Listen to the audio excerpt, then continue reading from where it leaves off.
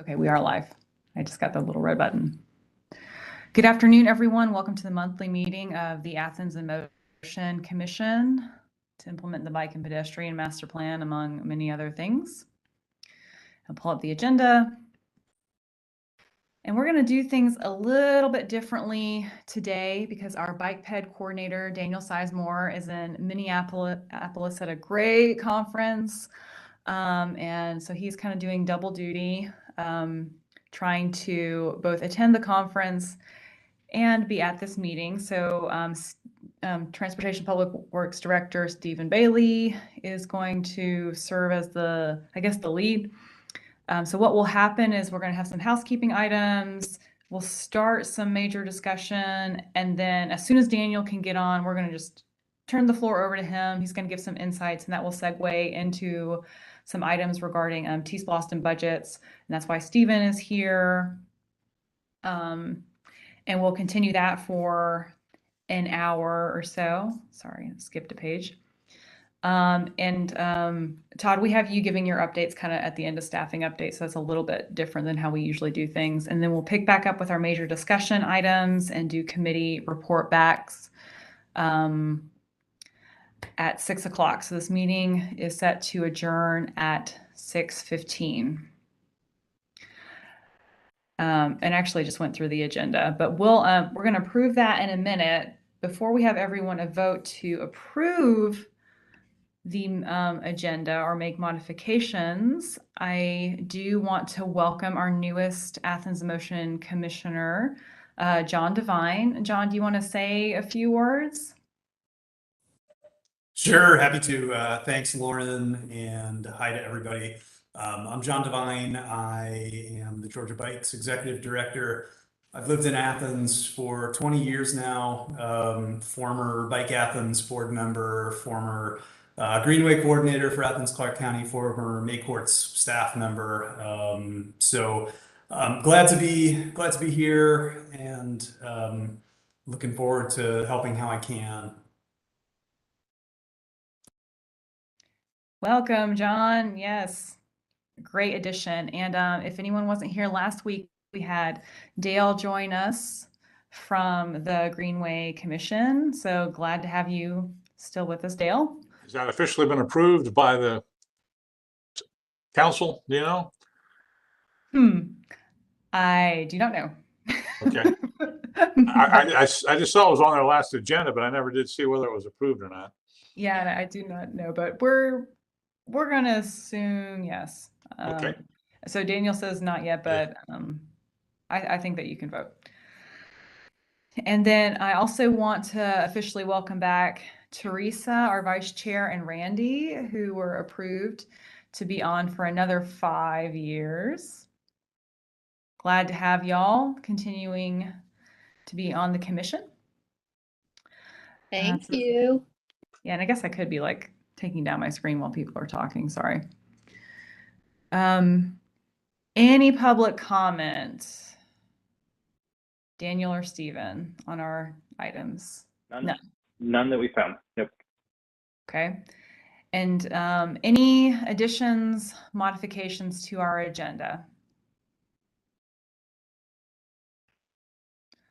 All right. If there are none, I will entertain a motion to approve tonight's agenda. So moved. I'll make them. Okay. I'll second. All right. Who is the first? I did. Dale. Okay, Dale, and then Randy second. Yes. All right, just getting that for the record. All those in favor, please say aye. Aye. Aye. Any opposed, same sign. All right, we have our agenda, and next we have our minutes from July. Thank you, Blaine, for these. And y'all got those today.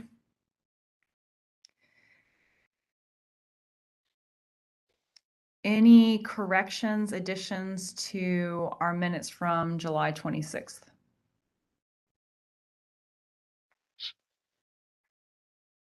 If there are none, I will entertain a motion to approve our minutes. I wasn't there, but so moved. Okay, that was John. I John? wasn't there and I'll second. Ooh, a trend. I'm glad you both find these minutes very helpful. That's right. Thank you, Blaine. Yeah, they were practically here. All those in favor, please say aye. Aye. Aye. Aye. Any opposed, same sign. All right. So some housekeeping. The emergency declaration has been lifted. So I'm going to assume, unless that there's another emergency declaration, that we will be meeting in person for our September 27th meeting. Stephen, does that sound right? So I have not heard. Yeah, we're not masking anymore, right? Correct. I know that we're no longer in high transmission, level of high transmission, but I don't know about the different groups and commissions right now. So Daniel. Okay. Okay. I see. I may have spoken too soon. I may have spoken incorrectly for our mayor and commission and assumed that they had lifted that. Okay, so they have a meeting coming up. Basically, I just want to prepare everyone in the event that our next meeting is in person. So be on the lookout for that and prepare for that because you may have to travel. Same time. Okay. So next is our major discussion. And Daniel, he can't be listening. Will staff just let me know if Daniel gets here and we'll go ahead and turn over the floor to him. Otherwise, I will just keep going with our major discussion items on the agenda. Okay, gotta move this. So I did want to go ahead and talk about some upcoming events. I know Education and Communications Committee is looking into what events we might do as a commission, and we're trying to find events that will have the most impact, but this is not going to be something that just the Education and Communications Committee is in charge of. So would like, ideally, commissioners would attend one or more events per year. And we have a couple coming up. There's UGA Bike Ped Day. That's Thursday, September 8th from 10 to 2. And Teresa, you're going to be there. I will also be there. I'm not sure if Daniel's going to be there. I kind of would assume so, but I don't. I think Daniel is going to be there. Okay. He said yes in the chat. Great. And it would be great if we could get one other commissioner. Last time we talked about, like, ideally we would have 3 Athens in Motion commissioners attend these events. So is there anyone who knows that they would be available? Randy, did you raise your hand? Yeah, I'll definitely attend that one. Okay. I can make an appearance also. It's close to where I'll be that day. So Okay, great. Yeah. a little bit too. Yeah, and this is John. I will actually be there, but for Georgia Bikes, so I can float between the 2 tables. Okay. Great. Maybe we'll have our tables near each other so we can converse. Absolutely. Great. We'll have a good presence there. Thank y'all. And we'll send out communications about that soon. And this Porch Fest is really kind of segues into our next topic about the Prince Avenue pilot project. So Randy and Teresa and Scott met with Tommy, right? Do either of y'all want to talk about Porch Fest? I'll be happy to talk about it briefly. Does everyone here know what it is? Anybody not know what it is?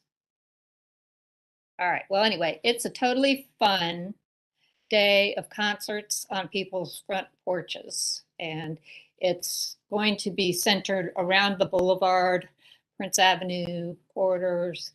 And they've got a really big lineup. So lots of venues. They've got the schedule running pretty much the whole afternoon. And we're going to be trying to have some sort of presence there. Unfortunately, I will be out of town, so I can't help with that, but I do want to help with Prince Avenue. But one thing that we talked about with Tommy is possibly having Athens in Motion be a porch sponsor. I don't know if that's something we would be interested in doing. It would cost $250. It would require a vote of the commission in favor to do that. And Tommy said he'd give us a great placement for our porch to sponsor. So there's that. If anybody, thinks it's a good idea, or let's wait and see and do it next year, I'm okay either way. That event does get a lot of traffic, a lot of people. Yes, it does. And I think this year is gonna be amazing. And I'm so sorry I'm gonna miss it. Yes. So we would just be a financial contributor there. Yeah, and he'd give us a good, place to put up whatever we wanted to put up, like a table or something. They've got bands that nobody's ever heard of, and bands that, everybody's heard of, and everything in between. Yeah. So. Yeah, I'm not sure. I know, Scott, you said that Bike Athens is going to be at the fire hall. We're going to be doing a lot of stuff with Porch Fest. So we talked about Tommy wanted to make sure that it gets communicated to people that they want this to be a very bikeable and walkable event, that people aren't driving their cars from neighborhood to neighborhood. It's just such a short distance. We are going to launch a campaign to do a lot of door hanger flyers that are going to have Porch Fest info on one side. The other side is going to be, here's how to bike Porch Fest. We're going to have promoting Thursday night before to get your bike fixed here at our shop. Friday night, we're going to do a joyride that ends at Authentic. They're going to do a beer launch for historic Athens that we want to highlight. We want to highlight people riding these bike lanes. And then the Sunday of Porch Fest, we're going to be set up at their fire hall, fixing bikes, being on call if people need bike repairs during the event. We can go out, maybe fix a flat in Boulevard if it needs to be, whatever. And so that would be a good place to get public input for Prince Avenue, in addition to maybe tabling some Athens in Motion materials. Right. Okay. So it seems like we should have a table at the fire hall, or help y'all with your table. I think Tool Design is going to try to have some public input engagement there during the event. So I don't know if Athens in Motion needs their own table, or just commissioners to be down there talking to people. Well, could we possibly be at a different location to collect some public input? I think that we, this is my understanding, and I just got off a call with Scott and Bike Athens and Sarah, and they're still working stuff out. Like, we are not needed to facilitate public engagement per se. I think they want the Prince Avenue user group to be in charge of that. Mm-hmm. So y'all aren't on the hook for it. Right. All right. So, we'll support in whatever way, we can, and they need us. And, they know how to get in touch with us too. So. All right. So I think that there's still a lot of details to be worked out. As Scott mentioned, initially there was going to be 2 on-the-ground days, and one was going to be like the weekend before September 25th, but now they're considering having their first on-the-ground day be during Porch Fest, because it's so many people are out walking and biking already right along this corridor. It's just perfect timing. So, and they're still waiting to get their materials approved by the Public Information Office. So there's still things to figure out. I think what I would like from this group, as far as Porch Fest is concerned, is maybe go ahead to have 2 additional people besides myself, who are willing to come out and fulfill a role, whatever that looks like, at some point during the day. It doesn't have to be the whole time, but I would like at least 2 other AIM commissioners to be available. I know y'all will have to look at your calendars. This is a little bit of ways out, but it's coming up fast. Is there anyone off the top of their head who knows that they'll be able to be out there, or even potentially, well, yeah, let's just start with that. I'll volunteer. Dale, Thank you, Dale. that's October 2nd, right? Yes, sir. Okay. On Yep, Sunday. I'll put it down on my calendar. Great. Just tell me what you need me to do. Cool. All right, I know not everyone is here today, so I will make sure to mention this on our listserv. Okay.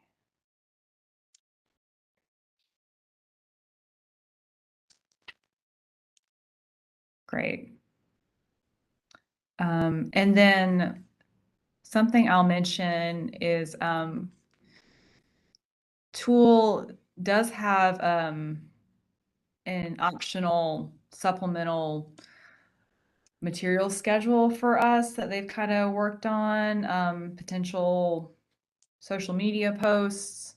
They wouldn't write the post, but they have an idea of like an interval and kind of like what those should be like, whether that's interactive or informative. So we will have some items we will be assembling some items based on that schedule, and I'm happy to take the lead on that. Again, still trying to figure out what this looks like. It's all going to come together really fast. And this is, I just want to make sure that we are fulfilling our role as implementers of the Bike and Pedestrian Master Plan on this pivotal project. Yeah, so Teresa, Randy, and Scott, since you're here, anything else that you would like to add? No. Okay. Stephen, do you feel like I'm capturing this correctly? All right, and Mark is on the user group, so we do have someone who is deeply enmeshed in this. Mark, do you have anything you want to add or clear up with regard to this, or things that you think we should know? No, not really. That's my understanding of it as well. Okay. All right, so be on the lookout. And in case you missed it, it says it's a pilot project, but there's nothing that's like casual about the way this is being implemented at all. Like, I found out, I didn't realize this, you know, you bike on Prince Avenue going away from downtown, there's parts where the asphalt is kind of a little bit mushy. And my understanding is like that's going to be taken care of too. Is that right, Stephen? Do you know? So we are in contact with GDOT right now about what they can do with the asphalt. It may be that Clarke County has to end up doing some of the repaving, but one way or the other, it will be repaved as, you know, as a near future project. Okay. Okay. Again, so much care and consideration going into this. And I think I will, I don't know, I hope that some of our posts will be able to reflect that in addition to things like, oh, all the great safety features coming out.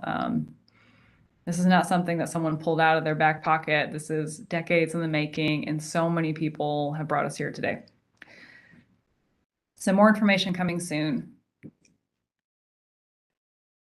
All right. And of course, we will be sending an official letter after the pilot to the Mayor and Commission before they make their big vote, which will hopefully be in December, about whether to keep or to make permanent the changes to the locally owned side of Prince Avenue. All right, it is 4:22. We are making good time. I know, Teresa, you all on the Education and Communications Committee have been looking at materials. We talked about this a little bit last week, and you're thinking about a brochure, but you want things to be digital, and you wanted to float some stuff by the whole commission. Yeah, I had a nice sit down with Scott last week. Thank you, Scott. And, you know, we kind of talked about what is Athens in Motion and how does it fit into the context of the greater bike and pedestrian realm, if you will. And, you know, Athens in Motion has a an advocacy role, an education role, communication role, an advisory role. And we're sort of a place where people can ask questions and get information about what's happening in the county. But we're not really all that visible to people. But it would be great if we had some sort of a landing page that was accessible by like a QR code. So anybody who came into Scott's shop or one of the bike shops or anywhere could just open the page, and it would be basically like, here are all the things you need to know about getting around Athens without a car, whether it's, taking a bike or walking or taking a bike to a bus or, staying safe in your vehicle. I mean, because cars are part of the picture too. So, I mean, it's kind of I think we kind of need like a landing page where people can get information, they can drill down to whatever topic it is they're interested in without having to, go through the county's website, which is, I don't think, terribly user friendly. I mean, there's a lot of information there, and Randy did a nice job of kind of pulling that information together into a spreadsheet. And it's all public information. And, perhaps something like that could be readily available for people to look at, because it really gives a great picture of where we are with some of our projects that are actually being constructed or will be constructed, where the money's coming from, how the money is allocated, and that sort of thing. So I've been trying to put some thought into that, and I don't think a printed brochure is really going to do all that much good, unless we just have like 3 or 4 at a table. But I think that really using the web, and I kind of mocked up a landing page, which is ugly if y'all are willing to look at it. Yeah, something I'll mention is it had come up in, I think, policy and projects, right? That we didn't have a link to projects, but now we do. Yeah. So this is present now. I think that was a great idea, because to your point, this information existed throughout the ACC Gov website. It just wasn't linked here. So now we have a maps status too. I mean, there are lots and lots of maps out there. I mean, Scott has a wonderful map that shows, how to bike around the county. And there's no reason why, we couldn't just kind of link all these pieces together to give people the information they need, and make it easy and fun for them. So that's kind of where I'm thinking about what we need to be doing.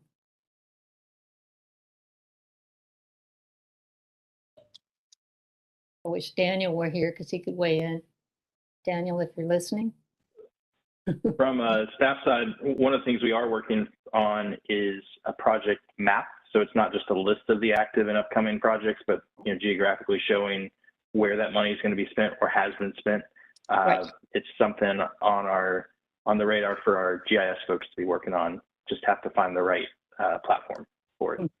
Well, see, this is exactly what we need is a way for people to just quickly link to these maps and then see, what the standard on the ground is, and then what's coming or what might be coming. It'll give people a lot of information that I think is kind of hard to grasp. And those maps are just great tools for that. Agreed. And our resources have come a long way in recent years. And Teresa, you'll remember, and Scott, you will too, this year's T-SPLOST, how we were able to look at potential projects and where they were on a map. And that was, that took so much work to throw together so quickly, and it was a great resource. So we know that it's really helpful. Yeah. So I think, with the commission's blessing, I would really like to spend some time thinking through how to create a landing page, which, can be Athens in Motion, or it can be, some other term, doesn't really matter, but it will be, but Athens in Motion will organize it and make sure that all the links to all the county information and anything else are operational, and, just keep it up to date to the extent it needs to be updated. And hopefully that won't be very much. Hopefully it'll just be, links to things rather than things that need to be updated ongoing. So when you say landing page, do you mean ideas for a current page, or are you talking about trying to develop a new site or something else? Well, it'd be kind of like, I see it as outside of the county's webpage. And I mean, maybe I'll get slapped down for that and told it has to be in the county's webpage, which, okay, that's, we can work with that. But basically, biking, walking, taking transit safely in Athens, we facilitate that. And we're concerned about how these non-motorized users intersect with vehicles of all types and sizes and purposes. And, there are legal issues on the driving side, and there are responsibility issues on the pedestrian and bicyclist side. And, just having sort of a place where people can get the information. And if it's under the county's ACC Gov banner, that's fine.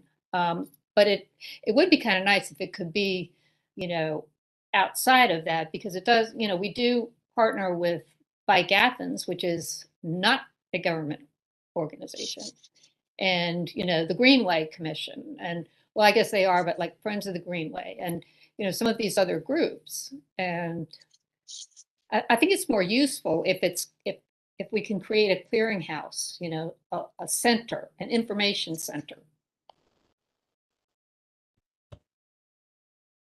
Yeah, and I hear you on this, and I'm gonna put a little bit of my web developer hat on here. There's always the issue of long-term maintainability.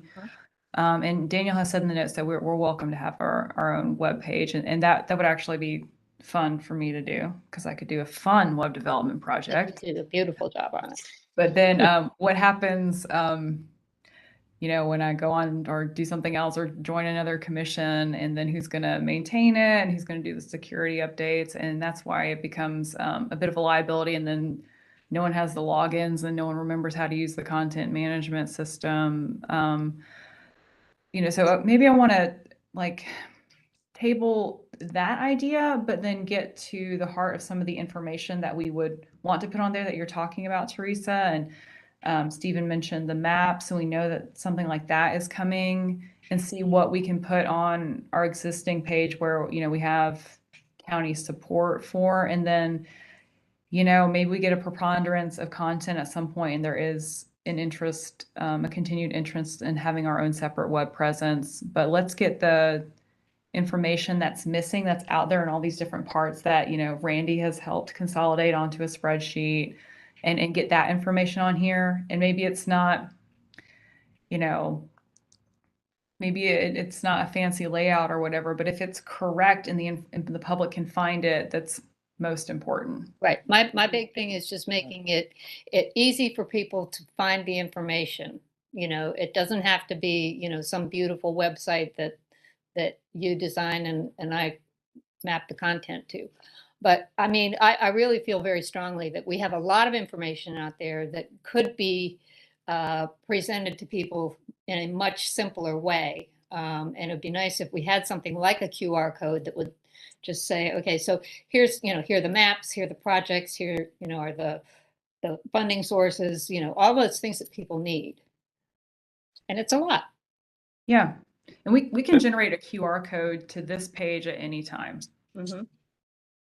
I mean, that's pretty simple to do. Right. So maybe we just need to focus on, to consider what is missing that currently exists that could go on this page, if it makes sense to do so. So what's missing that exists, and then what's missing that doesn't exist, and what is missing that exists, but maybe there's some options as far as organizing it better. And remember, this is maintained by ACC Gov professionals, and they have their own strategy and standards and stuff. So, we may want to do something and Stephen and Daniel may be like, yeah, let's do that. Oh, we can't because of such and such reason, or they're trying to do this, or we're moving to this Mhm.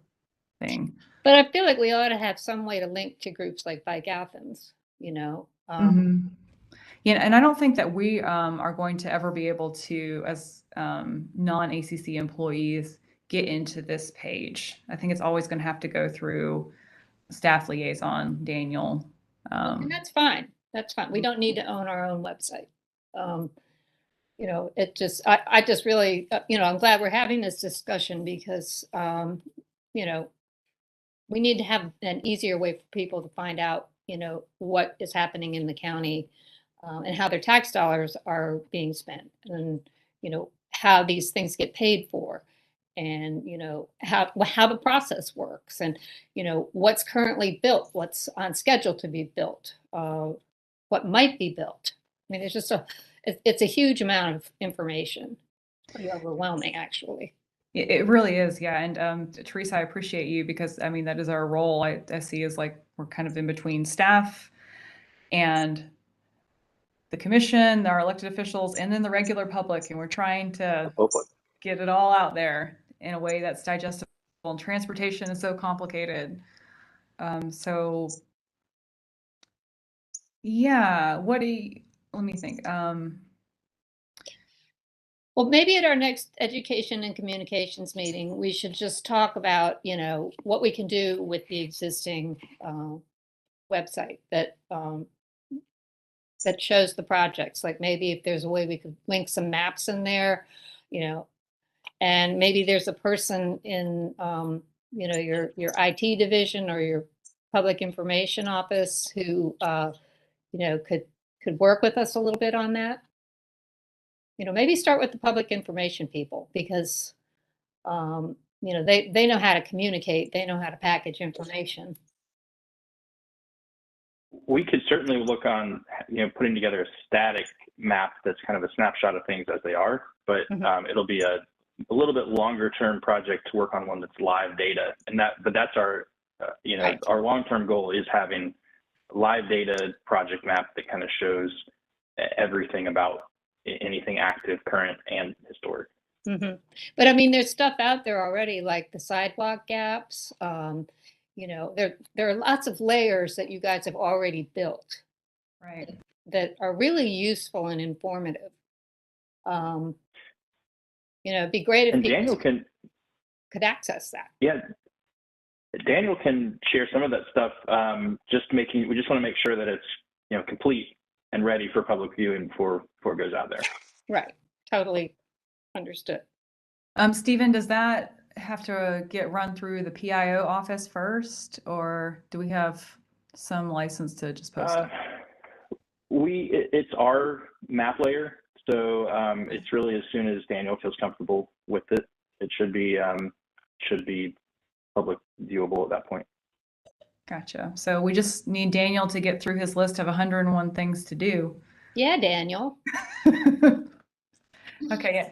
Yeah. Teresa, I appreciate the Education and Communications Committee taking a look into this and trying to think about this. I think it is really important. Right. So anyway, we'll get it together slowly but surely. But yeah, I want to talk about it more in more detail than at our next meeting. The date just escapes me, so enough said on that tonight. Yeah. Again, one approach could be to start you off is what is taking a look at the list that Randy came up with and be like, what information is out there that we want to include or include in some way, and then what information is not out there that we want to exist, and that could be one approach. Right. Yeah. Great. Next item on the agenda was I had a note in here about Safe Routes to School engagement update, and I don't think James is here, so I don't have an update on that. If Daniel is here and listening, we could kick it over to him. Are you there, Daniel? Paging Daniel in Minneapolis. Paging Daniel. All right, I think he's not there yet. Any other items from committees that need a broader discussion than just our report back that's coming later?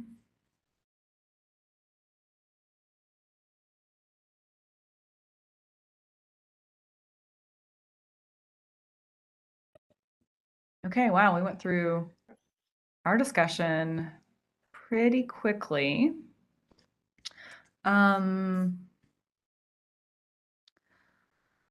Yeah, I'll go ahead and I'm not going to say kill some time, but I can take the next item, the first item from staff updates, which is we got approved for the raise grant for North Avenue.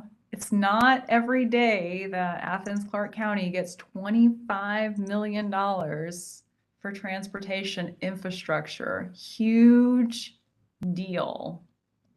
Huge deal. This I is think we need to congratulate Stephen and Daniel and every other staff person who put Agreed. in the time and attention and care to get this thing done, because it was so amazing to me how you took what feedback you got for the last 2 times where the answer was no, and you addressed those issues and then got us to yes. So thank you. Congratulations. yes. Last 3 times. So this is our fourth time applying. Wow. 4th time's the charm in our case. Yeah, but we started. Hillary absolutely. started. Yeah. I was going to say, if anyone else, shoot Hillary a text and congratulate her as well, which I did when we first found out, because really the narrative that she started in the first round has really carried through to this final one, and it really is. I mean, it should be a huge win for that side of town. It's all about reconnecting the people and the communities in that area to the amenities, and just excellent. So excited about it. Daniel, if he was on, would probably share a couple of next steps. So we are going to have our own FHWA liaison person walking through the entirety of the project, which is going to be a multi-year project. So this person is going to meet with us next month in September to kind of talk about next steps for us, which will include putting together a project team, starting the public input. Really, it sounds like it's going to be pretty similar to how we've done our user groups for the corridors, except that this is going to be a lot more. We already have a pre-concept, right? If you read through the narrative the proposal, there's a lot of good information about what's being asked for. We just want to check. We really want to check with the community to make sure that they're on board with this as well. And if there's any feedback on what else we should be looking for, certainly willing to take that into consideration. That's great. Of course, we have that tremendous emphasis on public input. And I'll just mention, because Teresa and Scott and I were on T-SPLOS that just passed, there was a project that incorporated some elements of this raise proposal, like a pedestrian bridge. I mean, that didn't end up on the T-SPLOS, but that is part of this raise grant proposal, which will include some kind of pedestrian crossing over the loop, right? Multi-use path along North Avenue. And of course, that's really important because though we have sidewalks, it's just not safe enough. Unfortunately, someone lost their life within the past year on the sidewalk on North Avenue. And this project will improve bus shelters, realign intersections, and also replace the bridge over the North Oconee, right, Stephen? Right. So just to clarify, the 25 million will it'll be the entire multi-use path from north to south there, from the loop down to that bridge. It will be the bridge replacement over the river, right, and the Greenway connection there, and it'll be a lot of the intersection improvements throughout the corridor. It partners up with a GDOT project, which will be replacing the bridge over the loop. So that is about a $14 million project by itself that GDOT has agreed to program. So we are already on their program list for that as well. And that will include bike and ped facilities. So really between us and GDOT, we will have that full connection. That's wonderful. I'm glad to hear about that collaboration, particularly as construction costs continue to go up. Yeah.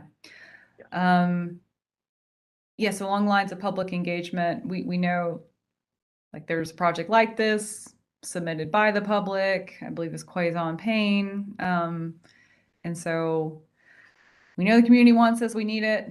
Very exciting, and definitely working with the dream team here with you, Stephen and Ronnie and Daniel in Transportation Public Works. You never gave up on North Avenue. Never gave up. Thank you. And Daniel, are you here? I bet the session went over. Stephen, do you want to talk about the Vision Zero coordinator position?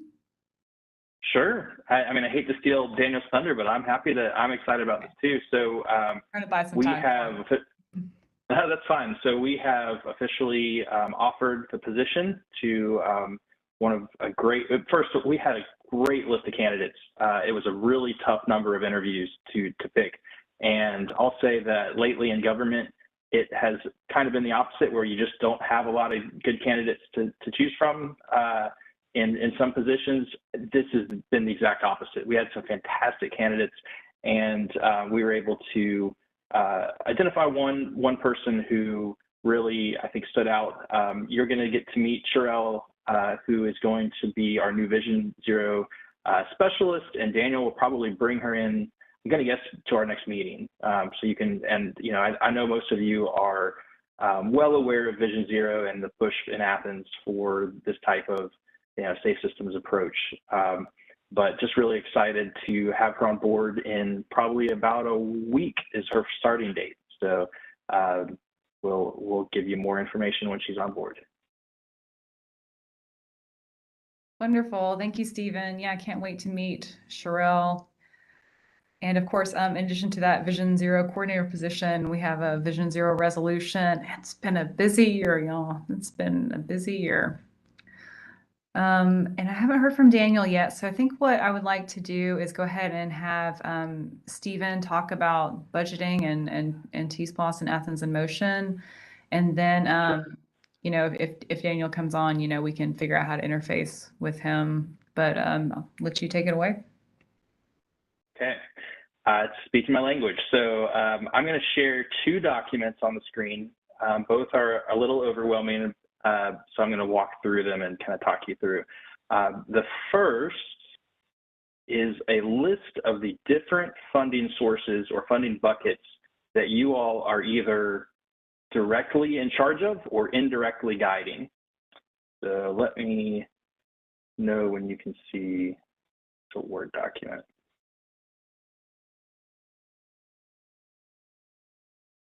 All right. I can see it. Okay, is that large enough?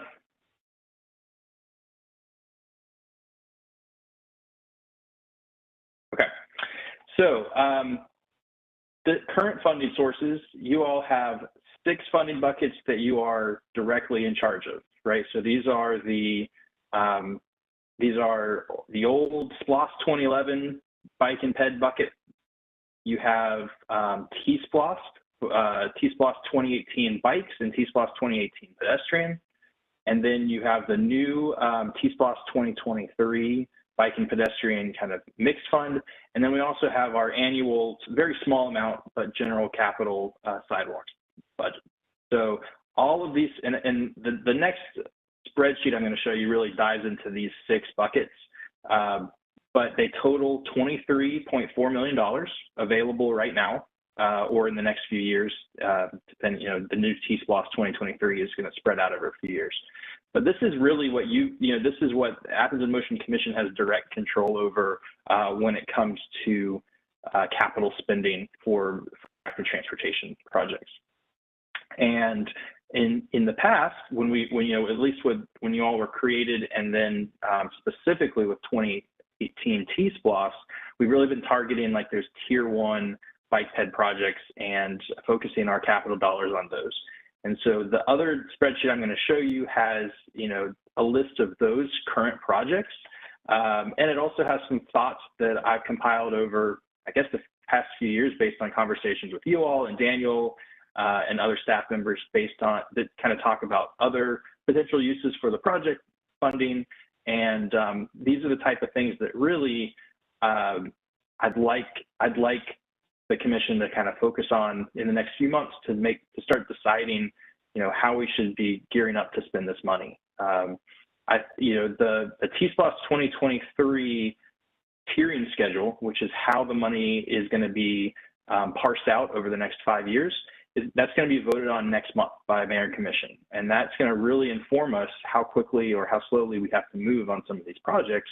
But I think having a plan in place beforehand is pretty important, so that we can, you all can be ready to send forward, just like you've done in the past, send forward your recommendations on which projects come first, which type of projects they should be looking at, et cetera. So especially for our new members, this is a great time to be, on board, because we're really determining the future of this infrastructure for the next 5 to 10 years right now. So those, I'm going to get to that spreadsheet in a minute. But before I do that, I also wanted to show that you all are also indirectly involved with 18 other funding buckets, okay? And that totals about $72.9 million. These are all the different capital funding mechanisms that potentially could involve bicycle and pedestrian infrastructure. Okay, and I'm sorry, yeah. I think we need to stop here because Sure. So I understand the 2018 corridor projects, Prince Avenue, Lexington, Atlanta Highway, those have user groups. But the Atlanta Highway and Lexington projects in particular that were submitted to T-SPLOST were Athens in Motion derived projects. So I feel that Athens in Motion is actually the user group on those, because corridor sounds like the same thing as bike ped, but corridor is actually broader than the specific interest of putting in bike and pedestrian facilities, right? Sure. Yeah. I would. That's probably like yep. more of maybe that's a Mayor and Commission thing to solidify. But I think that we should be directly as opposed to indirectly involved in those. Agreed. But as you mentioned, that's going to be a determination by Mayor and Commission and the manager's office. So I would suggest at this point, we're still a few months away from the creation of user groups for T-SPLOST 2023. But this is something that the manager needs to be considering now. And if there's a place for input, whether it's directly maybe sending a message from Athens in Motion Commission to the manager's office that says, explains the history of those items and why we feel that they might be under the purview of Athens in Motion. It may also be worth, I think it's Blaine's discretion to create those. So I don't know that Mayor and Commission does anything other than sign off on that. But if they do have to pass a motion on it, there'll also be an opportunity to reach out to commissioners before that motion's passed to, to kind of sway that as well. So as staff, I'm probably going to try and stay neutral on that. But as far as taking that opportunity, I would say that's something that you all might want to consider reaching out about. Okay, so you do have a little bit, you have some time, maybe crafting how you want to present that. Okay, I will draft up a communication. And do you think that having something ready to vote on the next meeting is too late, or is that good? No, I think so. The tiering schedule is not even going to be voted on until September, which means user groups don't have anything to even talk about for a few months. So I don't see Blaine making action until later in the fall. Yeah, and Teresa and Scott and I haven't heard anything about an oversight committee for 2023 yet. So I think they're still getting things together. Okay, yeah, thank you. I figured they just drag all of you back into that, whoever was on the team before. Well, it's actually only supposed to be like half the group, so we'll see. Okay. But yeah. Lauren, can I jump in quick with a question, please? Yes, please. Thanks. I probably missed it before I was put on the listserv. Do we have a draft of the funding tiers for the 2023 program? that we're, able to comment on before the mayor and commission vote on it? So there probably will be one that, just like any other agenda item, when it goes through agenda setting session, we'll have a chance to see that draft then. I haven't even seen the latest draft that SPLOST is putting together for that, SPLOST office. So I'll be on the lookout for it and can certainly share it through Daniel to you all to make comment. Awesome. Thanks, Stephen. Sorry to interrupt, Stephen. So please continue with your. No, that's okay. No, that's fine. And I guess, and what I will say is, worst case scenario, even if they decide that each corridor needs its own user group, I would still, again, push hard to have an Athens in Motion commission member on each of those user groups as well, to help voices be heard there too. So I'd say that that's sort of plan B. But I do think that it's worth reminding the manager's office that the actual submittals for those projects were put forward by Athens in Motion and specific to those projects. So either way, these 18 funding buckets are, and I'll share this through your group too, so you can just have this to look back. These are something that need weighing in from by Athens in Motion, whether it's funding guidance or plans review on individual projects or both. And so I tried to kind of think through which of these would require insight on different types. And that's why there's little acronyms here. But there's a lot, as you can see, there's a lot of bike ped related stuff coming up in the next few years. I mean, that's almost $100 million between all of those buckets. So pretty great. Specific though, what I think is important today, as you're thinking about, or in the next few months, as you're thinking about how to spend the money that's currently available to you, I wanted to show you a breakdown of these funding buckets. So, but before I do, any questions on this kind of thought process here with the Word document? Okay. All right, let me stop sharing this one and start sharing colorful Excel sheets.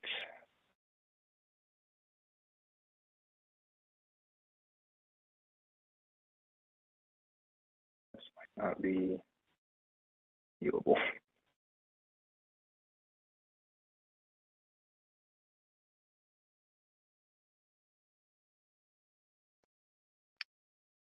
Okay, so I'll walk through this. These are the same 6 funding buckets that I talked about before. So you have SPLOST 2011 bikes, you have T-SPLOST 2018 bikes, you have general capital sidewalks, you have SPLOST 2011 sidewalks, you have T-SPLOST 2018 sidewalks, and then you have that joint bucket from T-SPLOST 2023. So all of these are the funds available or future funds that will be available within those 6 funding buckets. And the way that it's broken down color-wise, everything in this sort of peach section is the funds that are either in the bank right now, or in the case of T-SPLOST 2023, future collections, which is sort of grayed out, this number that's grayed out here. I went ahead and stated that I feel like we probably have about 1.2 million, just looking at the last draft, not the final draft of T-SPLOST 2023, but the last draft that I saw had us getting about that much money as soon as October of this year, in that tier 1 of T-SPLOST 2023. So that's a pretty big chunk that would come out pretty immediately for that as well. So that's the peach. So this is kind of funds available section. The blue section are all of the projects that currently have some contracts already in place. So this is money that's already been encumbered into contracts with designers or consultants, that kind of thing, and are currently moving forward. So for instance, we got some money already, we're paying Banesh for Barber Street, right? Similarly, we're paying T.Y. Lin, I think, for Cherokee.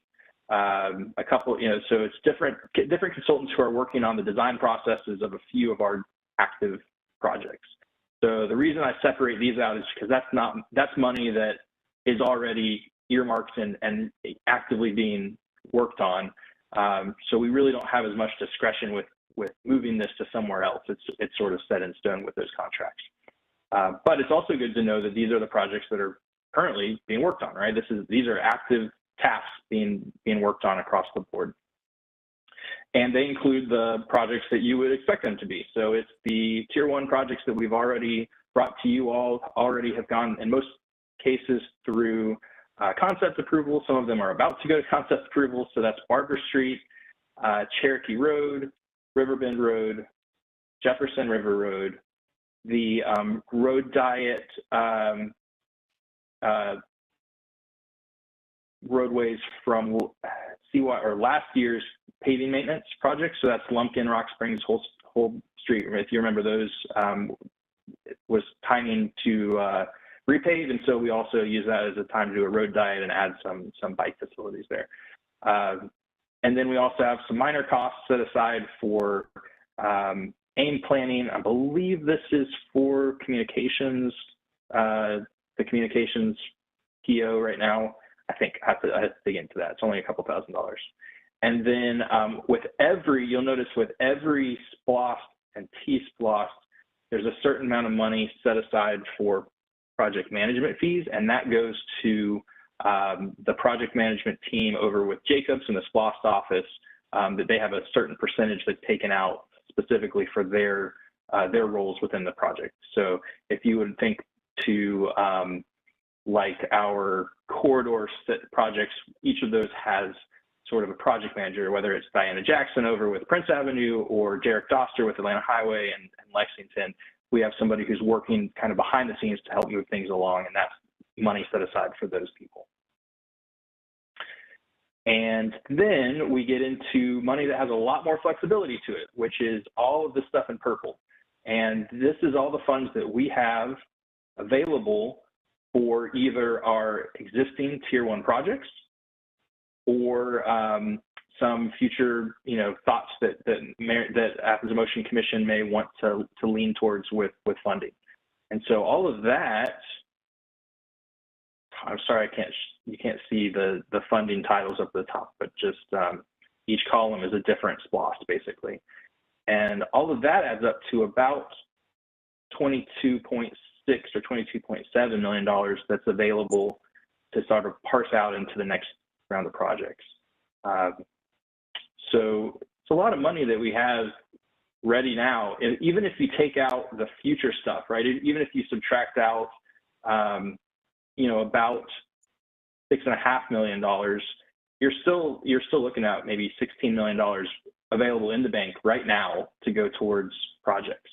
And that's kind of, again, leading toward this idea of needing the Athens Motion Commission to think about where your priorities lie with these projects.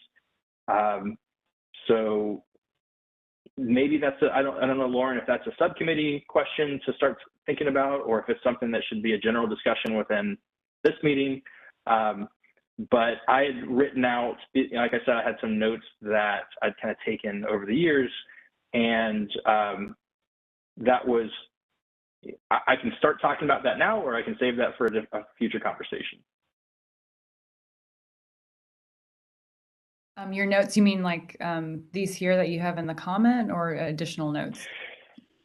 Yeah, so these are just thoughts that we've jotted down over time, that the money that's currently in this purple section, the money that's currently available, what should it go towards in what order, right? So the first thing to think about is the current projects. So we already have money set aside based on cost estimates for Cherokee, Riverbend, Jefferson River Road, and Barber.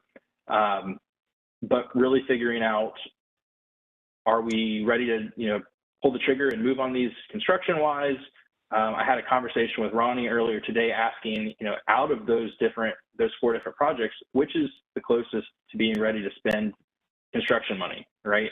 And so he had really had to think through, but we believe probably the order would be Riverbend Road would be closest to construction first, and then Jefferson River Road, followed by Cherokee, followed by Barber Street.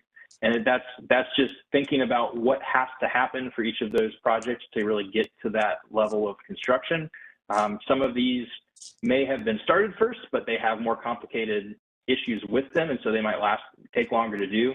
So thinking through that, that's probably the order that these would be done in. And even with that, that's still, I think we're still, 4 or 5 months at least away from the first of these moving into construction. And then, pacing ourselves after that to spend the money down. That's kind of the first level here is future projects and contingency for those future projects, or for these current projects, sorry. We also, of course, would want to look at what are our next round of tier 1 bike and ped projects. And I think from the conversations that I've heard from Daniel and from you all, it probably deserves to wait until we have rerun the projects through the prioritization matrix, right? To determine what those projects, which ones you want to hand forward to mayor and commission. Right. So that, I think we're still a little while away from doing that as well. And then in the meantime, what are some ways that we may want to spend smaller amounts of money to do quicker response type of projects? And so those are the other things that we'll need you to weigh in on. And that's what really the rest of this is talking about, do we want to pursue a lot more of the annual road diet implementations in tandem with our paving program? With the TSPOS 2023 money, especially, your bike ped bucket also includes the ability to focus on ADA improvements across the county. So that was something I know had been talked about, was really a program for identifying where those needs are and then focusing on kind of countywide improvements to make all of our pedestrian facilities ADA accessible. We could potentially look at what I think you all had called either another small gap program or neighborhood sidewalk program, or something where you can really do small implementation of construction projects that can go a lot faster than some of these larger multi-mile, multi-use path programs, which are excellent, but as we see, take a long time to get implemented. Other things that have been talked about would be maybe getting some equipment for temporary pop-up projects, or the idea of kind of tactical urbanism, or small small temporary pilot projects that you can bring infrastructure in, let it be used for a few months, see what the results are, and then pull it right back out and put it somewhere else. And so having some of that stuff on hand so that we can start moving on those would be another way to spend some of that money. I'd written down the Bike Boulevard program. I think that's probably really, maybe a little bit more specific than I meant to get in this list, but an idea of another way to focus on some smaller, less infrastructure-based, signage or wayfinding, or ways to kind of create some placemaking and for bike and ped. And then also we talked about how every single bucket in TSPOS 2023 and TSPOS 2018 can be used for state and federal matching funds. So all these federal infrastructure grants that are coming down the line, specifically some of the things like the ATIP, the Active Transportation Infrastructure Investment Program, right? That's the one that's coming out, I think, next year, or FY23. And I'm not sure if it involves a match, but you certainly become more competitive when you do offer a local match for some of those federal dollars. So there's the ability to kind of go for, have some money set aside for that as well. I've listed another matching example would be for things like partnering with GDOT on projects, right? So that joint project that I talked about on North Avenue over the loop, if there's any, if we see their concept and we decide, hey, this is okay, but we would like to make it better, there might be some ability for us to add some local match to that as well to get it moving and getting moving faster. So those are just thoughts, certainly not comprehensive, but just wanted to have you start kind of turning the gears in your mind as far as what I think the Athens in Motion should be talking about on prioritizing those funds over the next months and years.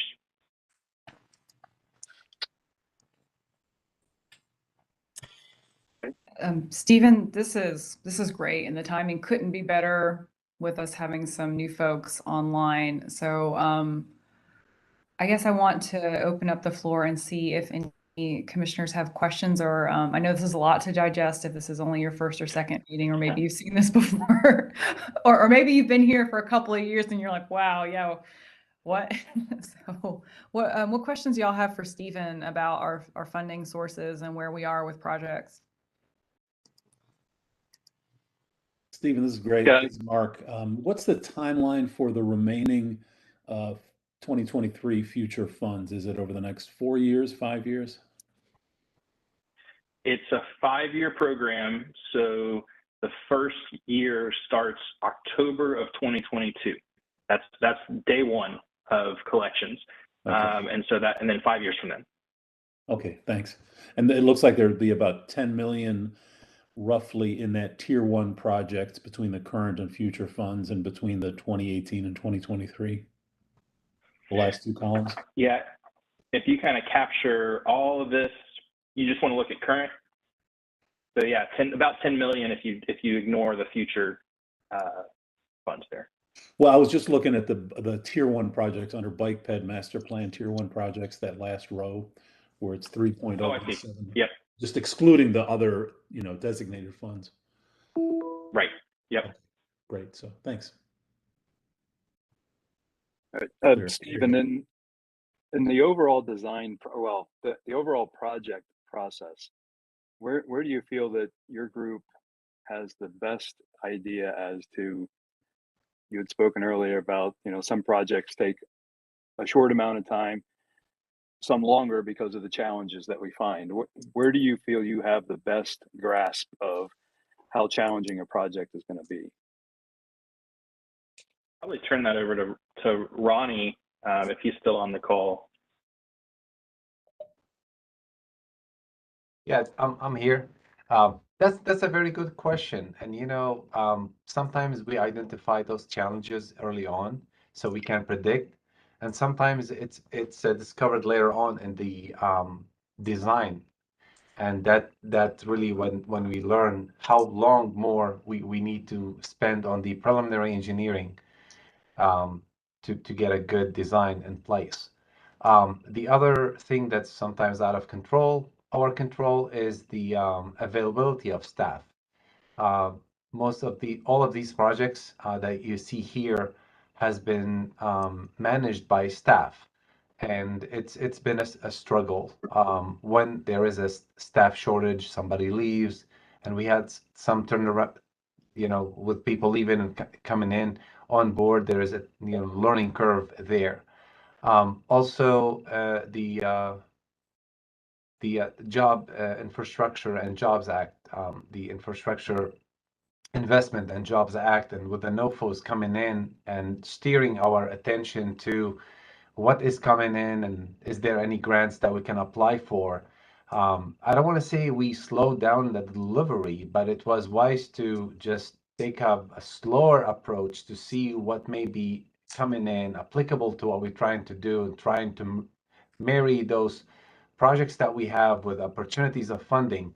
And also, you can imagine putting applications together requires a lot of staff time and attention to those. These projects, and the last thing I want to say, not directly to answer to your question, but all these projects, Cherokee, Riverbend, and Jefferson, all of them were sidewalks. We did not anticipate the bike. Not yet. I'm gonna follow up with you guys. Yeah. Oh, sorry. Anyway, so they were not anticipated to become multi-use path that takes more right of way, and also take the conversation to a different level, which is important to the community, to Athens in Motion, and to our elected officials. The fact that we need to accommodate for bicycle traffic along these selected tier 1 projects. So that being said, it's really not an easy answer. What Stephen has talked about here and listed under that box and note on his Excel sheet, and identified potential ways to expedite smaller projects, because the smaller the project, the less complicated it might be. Some projects may not need right of way. Some projects may not need extensive design. They may need couple days of survey, confirming that there's no right-of-way needed, putting a concept together, some plans, and going to construction. We've done that with a few projects recently in the last couple of years, like the King Avenue sidewalk. That was designed in-house and constructed within, I think, a year and a half. So these projects makes a difference, and we want to develop. Hopefully, we will be able to develop a tool to identify a way to deliver those smaller projects that make big impact. Yeah, I think when the spreadsheet that I had put together of all the projects that are ongoing, the biggest takeaway I personally got from that exercise was how in the world are we getting all this done with the people we have? I mean, there's a lot there, a lot. And looking at starting this discussion around how do we start new projects, or what do we want to do with this funding? Yeah, I came up with the same concerns as, how can we recommend new projects when we have so much on the table already? What can we chip away at that we know we can achieve in a short time period? So Well, I and appreciate what I want to, oh, sorry. I was just going to appreciate you putting all this information together. Yeah. What I wanted to highlight was Ronnie's statement about those smaller projects are much more manageable. And in some cases, we can do these kind of smaller one-off projects that can be done quickly and implemented with way less involvement with all of the overhead that typically comes along with the capital improvement. So that was more of what I was trying to talk about at that last projects meeting was, opportunities for smaller projects that, won't necessarily overwhelm staff, but it'll allow us to have a quicker response to turn something around. Because essentially, if we have some money for a project and we can say, this sub project has been created, and so we can now use this to remove some ADA barriers or something like that, then we can respond as needed. But if we have to go through the whole mayor and commission process of adding in a sub project, once one small thing has been like noticed or taken into account, it's way more steps, and we're not as likely to be able to do that. So. Yeah, it goes back to some of the things we've learned what works and what doesn't with Mayor and Commission at least I have over the last couple of years. And one of the things they really enjoy or they really get behind is kind of data-driven prioritization, sort of a master plan for projects instead of coming at them piecemeal, right? So we have a lot more justification and a lot more to stand on when we come to them and say, hey, we want to do the next Tier 1 Athens in Motion project, because there's so much work that has been done to show that this is, equitable criteria that has really, data-driven approach countywide. And so I think we can quickly set up something similar for some of the smaller things that we want to do, whether it's something on this list or anything else that you decide on. We can work with you to build that criteria, get it approved. And then once that's done, to Daniel's point, you can start moving on those individual small projects really pretty quickly. Sure.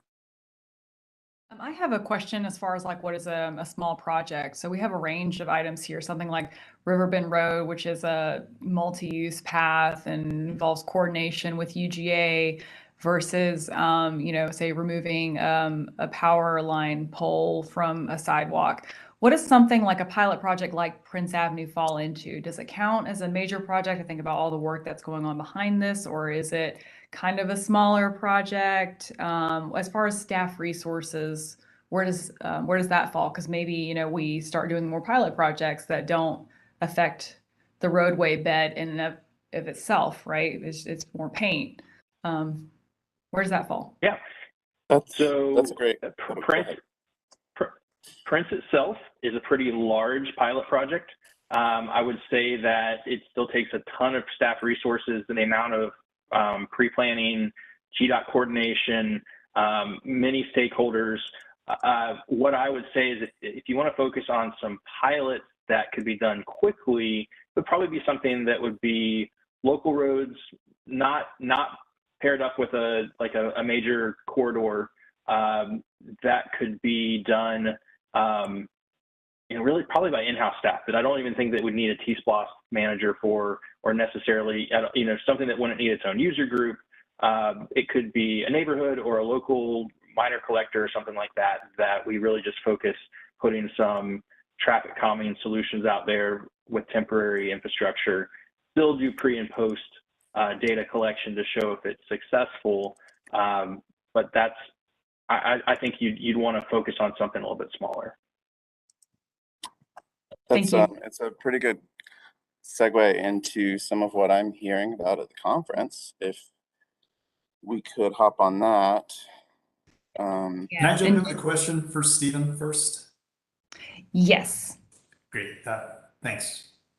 So Stephen, you and I have kind of talked about this a little bit. This is all really good to see. And just wanted to note that one thing that I talked with the mayor and commission about in my interview for Athens in Motion was allocating more funding to bike ped projects, whether it's dedicated funding or not. So looking at taking general flexible transportation dollars and spending them on these kinds of projects. And the whole commission wasn't in the room for the meeting, but the mayor and the commissioners who were in the room were receptive to that.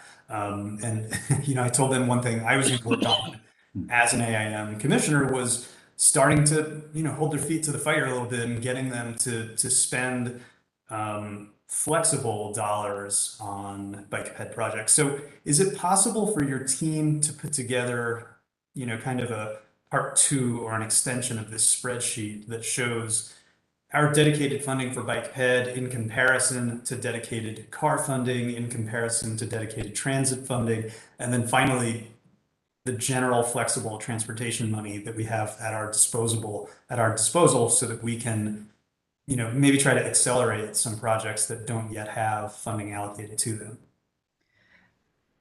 Yeah, so I certainly have very similar spreadsheets for every single one of our funding buckets. For one of the ones I know we didn't have time today to show it. I also have a separate funding sheet for all of our safety related projects, different ones for bridges, intersections, capital maintenance, that kind of stuff. So that's pretty easy to, it's huge if you have to put them all together, but that's pretty easy at least to compare. What we don't have right now is sort of I don't want to say a slush fund, but that flexible bucket of funding, I don't know where it resides right now, if that's out there.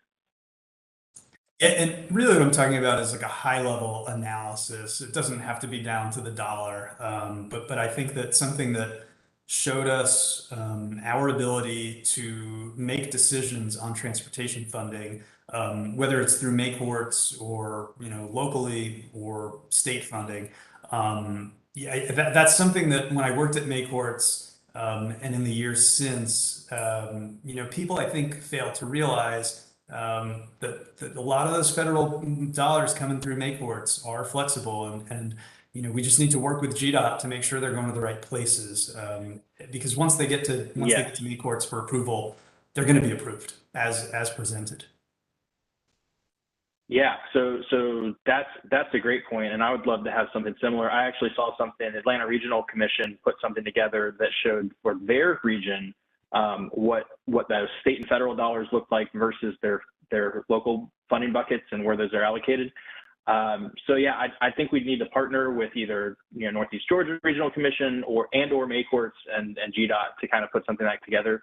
I agree though, that's a really good infographic to show some flexibility with transportation dollars. Yeah. I know a couple of people at the NEGRC. I bet.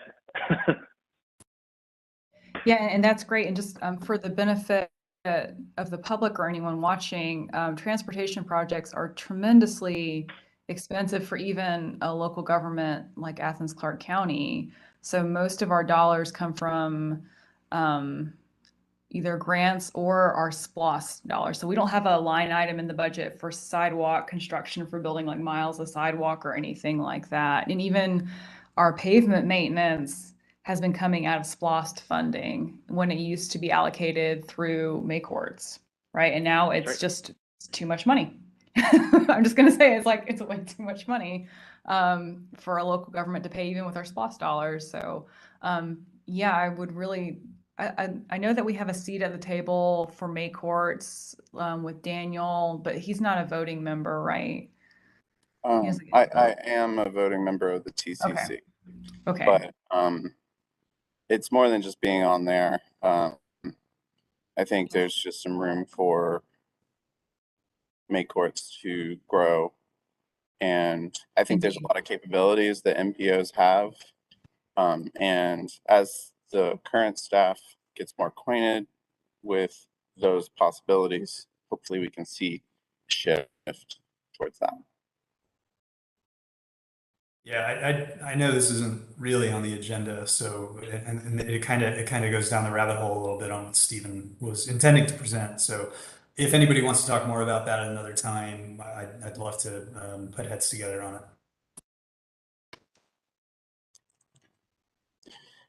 And I think there's some things that we can do. I mean, there's definitely ways that we could leverage that funding better, but there's also some things we can do with our local, like with some of the SPLOST dollars, in my mind, that that can be not necessarily a flexible bucket, but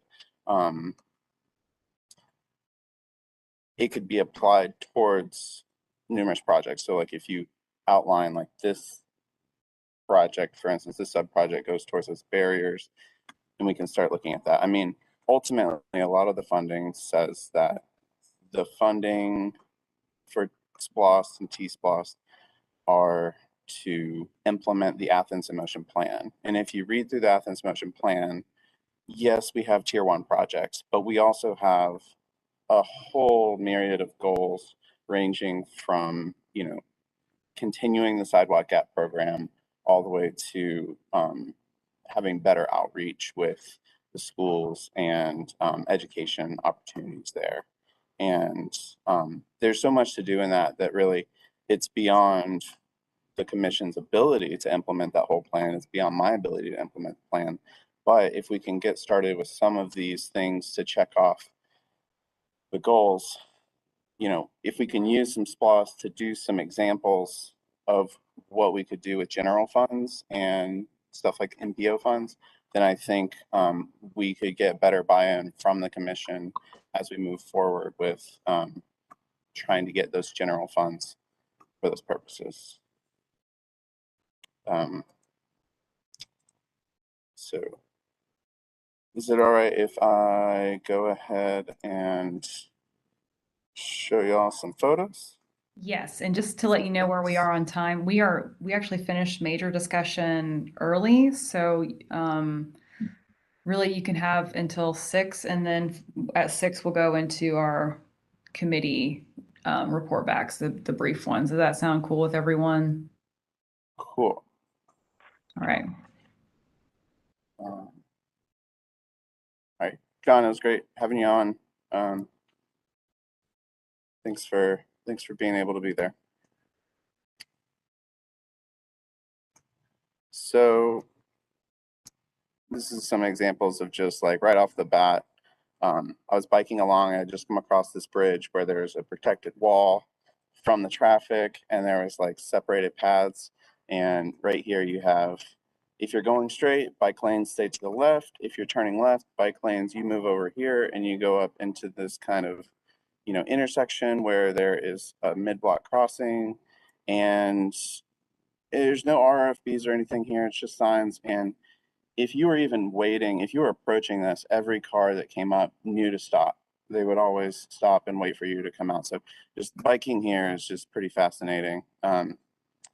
Very bike friendly. You know, here's some examples of this is because it's LED, it's hard to capture what it's actually saying on here.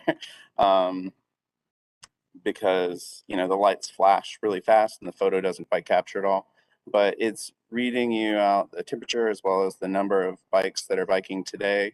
Like I said, you can't, there's nothing displaying there, but it is existing if you're there in real life. And then they actually have this kind of bike rides this year.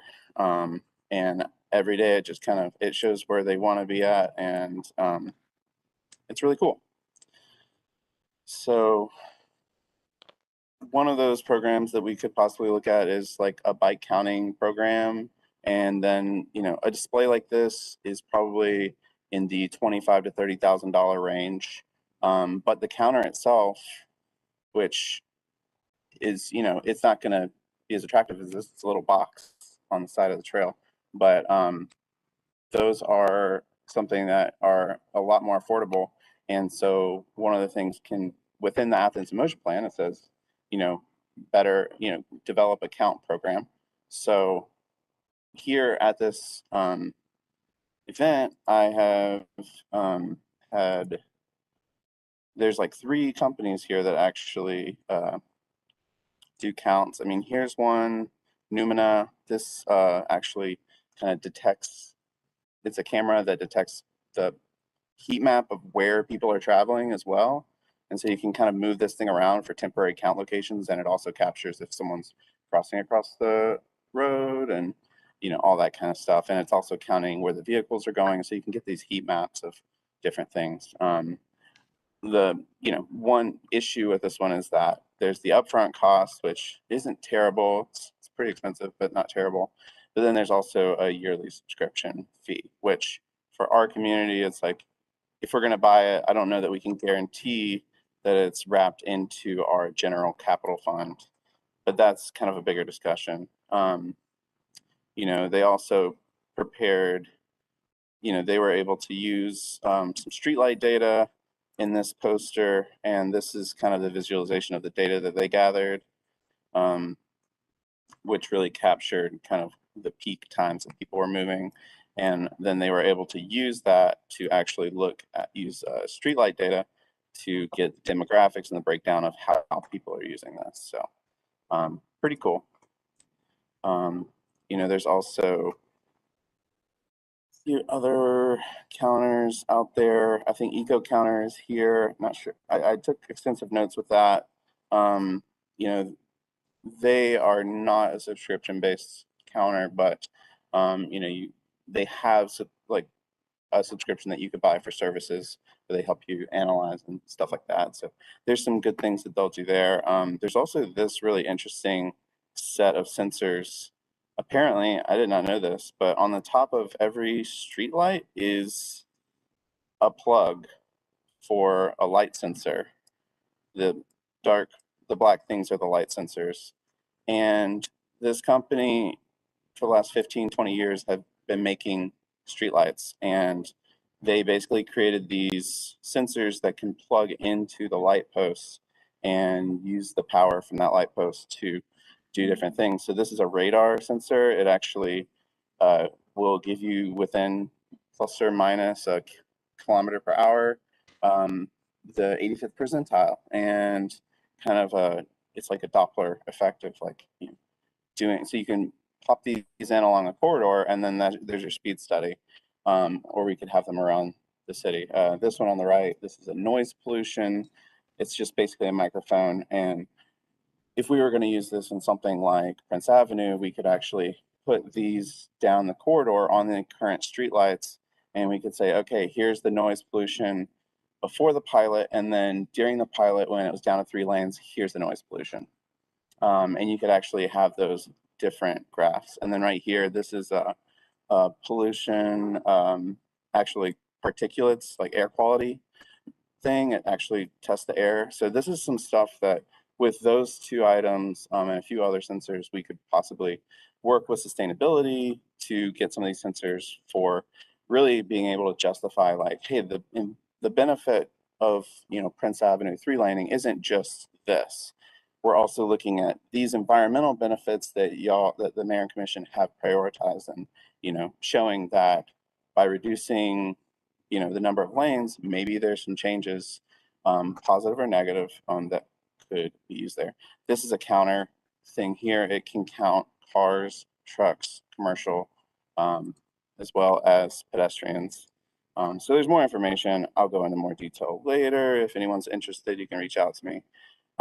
This one is unfortunately another one. The price of these is not very high. It's in like the high hundreds to $1,000 range per sensor because they're pretty simple, but there's a subscription fee. So that's something that we want to look at probably from a staff standpoint of what are the opportunities there. Now, getting into, and this is kind of what those counts can look like in terms of a graph to show, the changes of, how a pilot project could impact. So this is Eco Counter. That's the other one I mentioned. And this is kind of the type of dashboards that they can put together for us.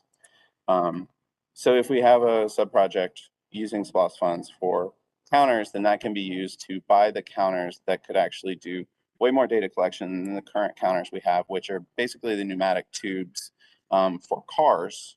And, a lot of these are actually just pneumatic tube, like some of them are visual, but the eco counters are actually pneumatic tubes, but they're for bikes. And they can tell the difference when a bike rides over it versus a car. So that's one option. There's also some opportunities for installing this type of pretty simple, it's almost like a Lego set, protected barriers. And so you can see, I know we've been using Zikla on the Prince Avenue one, but there's an opportunity to actually, we could use this one for Hancock, for instance, where we have buffered bike lanes, but we know people are parking in the bike lanes. So we could actually install this in the buffer area. And this is a pretty affordable option. These kind of wavy things can be, decorative and turned into different patterns.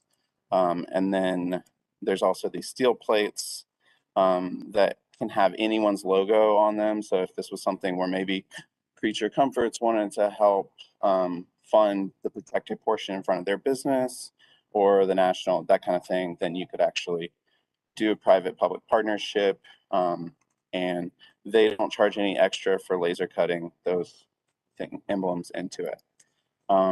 So how much, how do these compare with like the cost of the Zikla zippers or something? Like more expensive, less expensive, about the same? This is less. This is this comes out to about $70 per linear foot. And that is, if we went straight to Zikla, which I'll pop up here to the Zikla section, they do have a lot of attractive options as well. And so, and I think it's one of those things where we're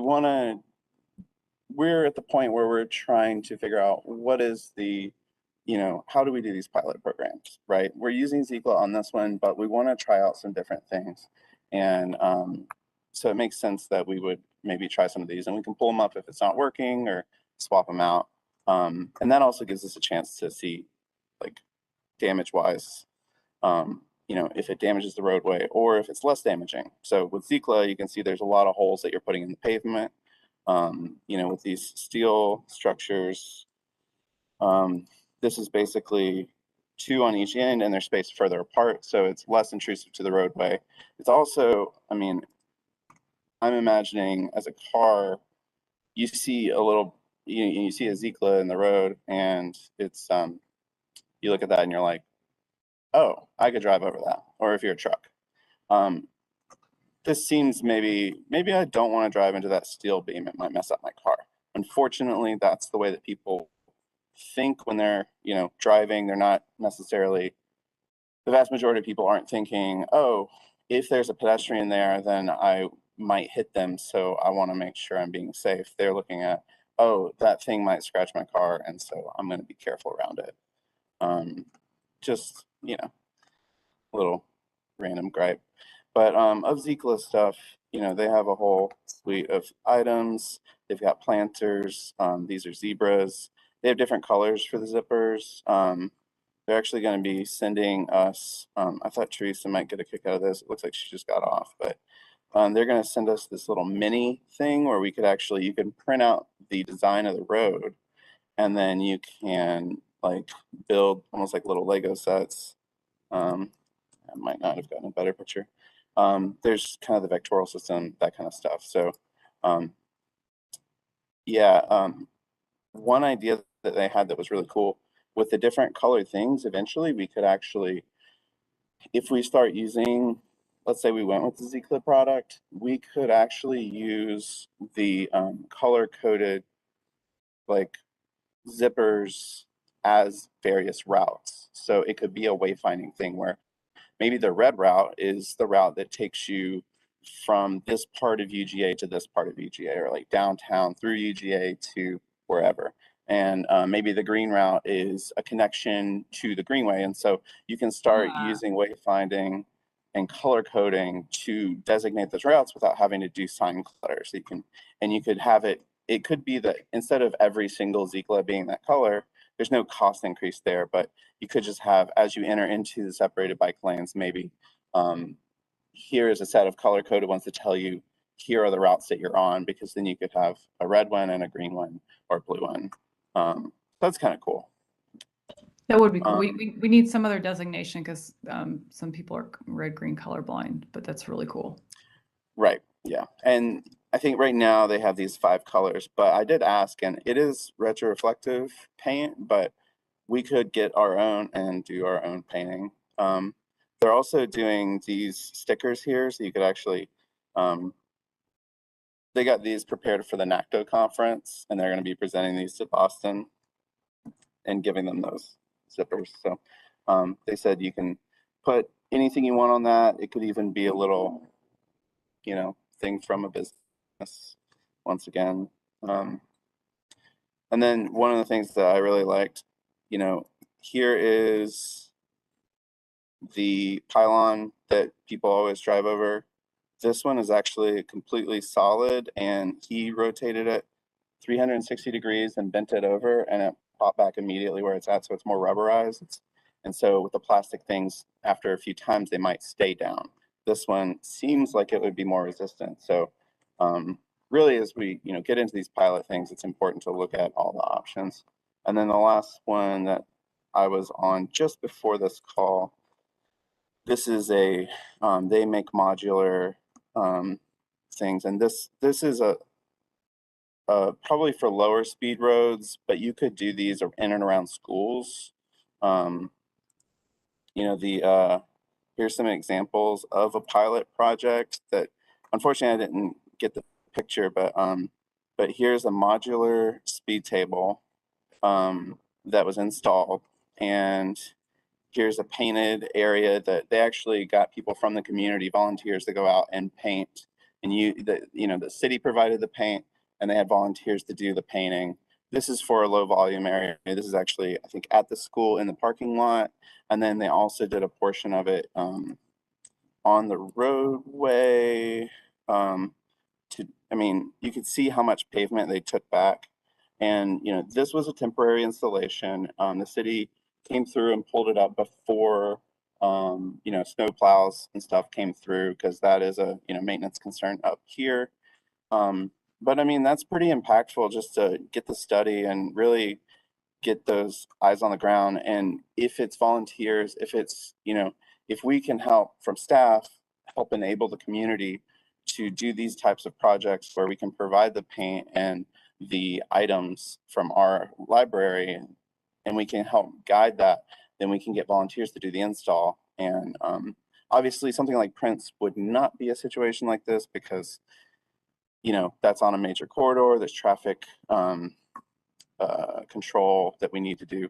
But either a local road or a drive, or something like on school property, that's something that could be a really interesting opportunity. So there's a few different companies we could use there, but and so for the benefit of the public and other commissioners, the reason why we look at these kinds of infrastructure opportunities instead of, say, concrete is much more permanent, and we may want to put down something that is flexible.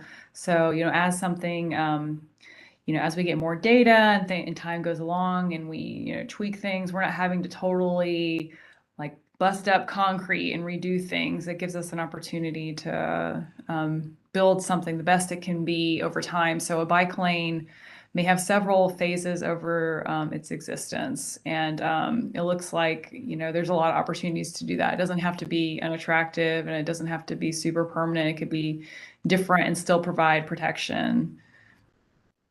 Absolutely. In our Athens in Motion plan in the back appendix, there's actually a section that shows here is kind of an iterative process where maybe the pilot is exactly what we're doing, where you're putting down zippers and paint. But then if that goes through, then maybe make that a little more permanent. And then maybe a next step would be some beautification and placemaking where you're putting in planters to give more of that protective buffer. And then, that is part of the permanent install. But then as you can come back and you can start to leverage funding to say, hey, we've got this corridor, we're ready to do we've been studying this for 2 years, we've got counts, we know that this is a good solid thing to invest in, and then we can bring in money to do the more capital improvement where you're actually, or maybe sustainability gets this grant, right, where hey, there's all this pavement that's currently just painted. What if we cut it open, do, planter wells with tree wells kind of thing and help filter that water. And so now you're able to kind of do that overlap between various departments and you can really get that ideal concrete, beautiful infrastructure. And that can take up to 10 years, but rather than doing that one big project right from the beginning, and spending $10 million on this section of Prince, let's go ahead and spend the 500,000, test it out, and then work our way towards making it more permanent. And then as we can start to make it better.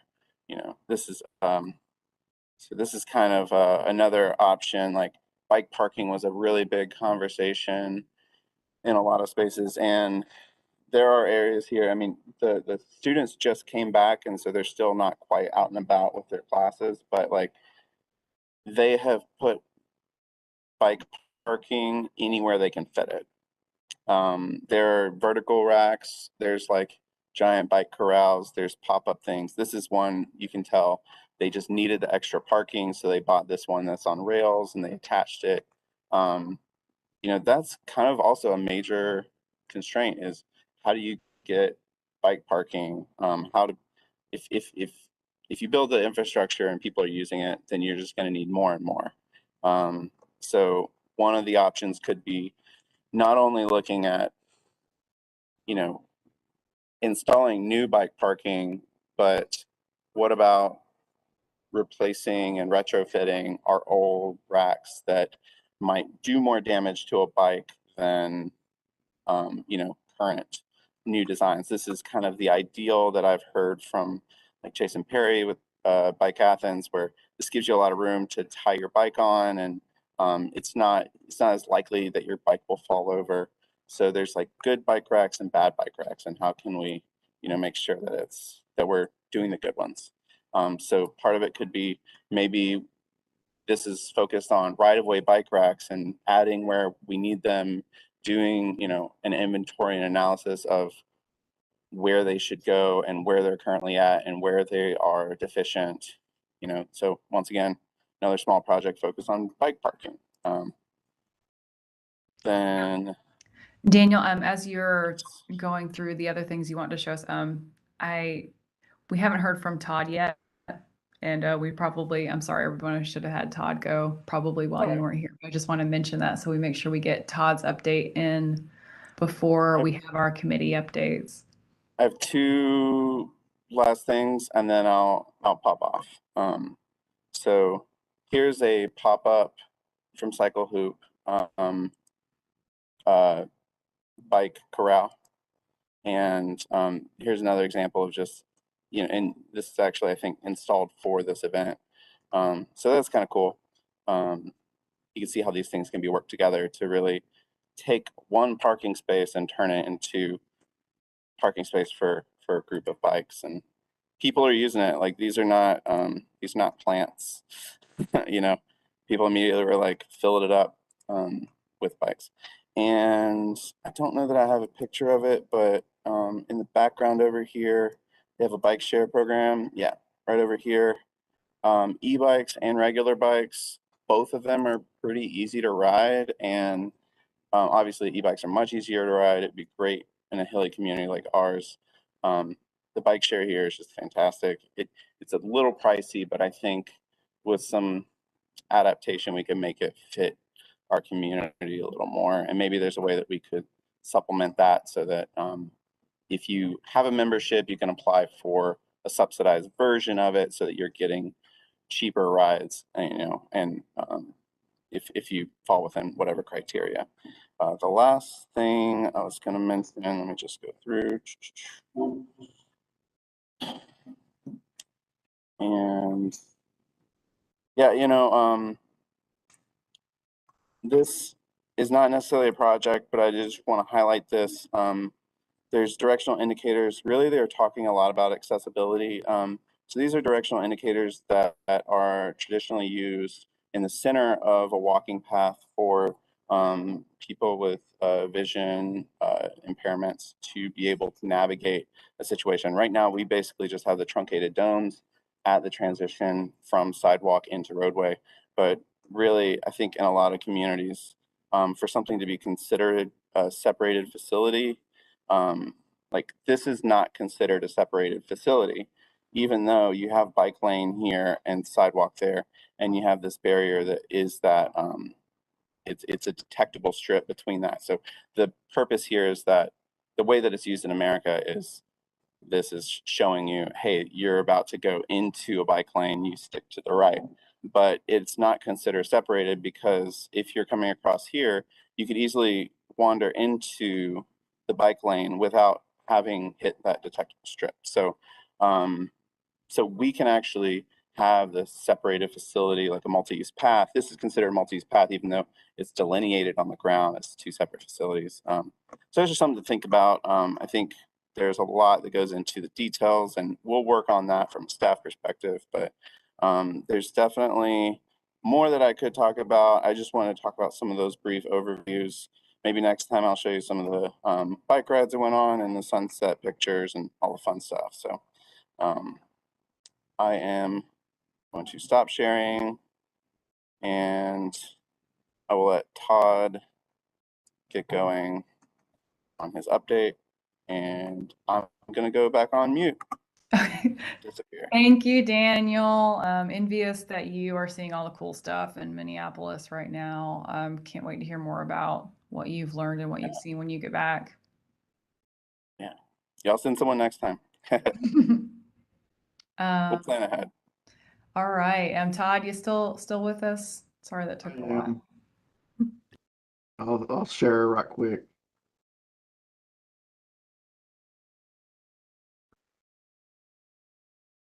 Can you see the PowerPoint screen? Yes, it's beautiful. All right. So the bridge, the Firefly Bridge in Dudley Park is coming along. You can see that they are beginning to put the deck on the Parkside bridge and everything. And then they are starting to erect the verticals on the Poplar Street arch, and still aiming for timber section to start being built in late August, early September. Because ideally the timber guy wants to start on the side that's the shorter side, because that way it's a little, the guys have a margin of error versus being over here on the tall side. So they're trying to sequence this thing. And then go to the next one. Oops. All right, so last week we officially opened the mid-block crossing on the Firefly Trail that provides access to the streets and drainage parking lot at 605 Spring Valley Road. That's equivalent to about 48 additional parking spots along Firefly Phase 2 along the trail, and everything. So the RRFBs are in, and the crosswalks are painted and everything. The Greenway Trail in the cemetery, the walls are pretty well are covered now in their granite veneer, and then they're beginning to to fine grade the trail segment that still needs to have concrete right around the walls that go under the bridge. They're starting to stabilize the slopes and just do fine grading and fence installations along the trail and guardrails as well. And then the other projects, the Firefly Phase 3, they're just working on final plans. They've been submitted to permit. And then same thing on the Cars Creek Greenway section. It's off Carriage Lane. It's through permit, and they're beginning to work on final plans. So, and that's it. That's great. Those pictures look pretty recent. Are they from like yesterday? I feel like especially the Murmur Trestle Trail Creek The crossing. trestle was, I grabbed it at lunch today. Okay. Yeah. I was like, I passed by that this morning. That's exactly how it looked. Hey, Todd, on that last slide, could you go back to the Cars Creek, please? Yes. When you, on the bottom right-hand corner, there's a little spur and then a dotted line heading south. Is that some sort of a planned extension down there? No, it's not. This is just a super quick graphic that I grabbed off a Okay. plan. And so this is not the actual, I need to update this graphic with the actual design that we have going on. Okay. And so this is just off an old plan. Okay. All right. Thanks. And the access to that parking space, that's also very close to the current end of the trail, which is right by Hallmark Community, mobile home community. And so this provides access, like a safe access for those folks to cross. That intersection is pretty complicated in case anyone hasn't noticed. So I think that this provides a good, safe way for folks to come down and use their trail and have a safe way to get into Athens without having to set foot on a road. So I think it's pretty meaningful. Thanks for setting up this crosswalk here. Our blinky flashies. Love those.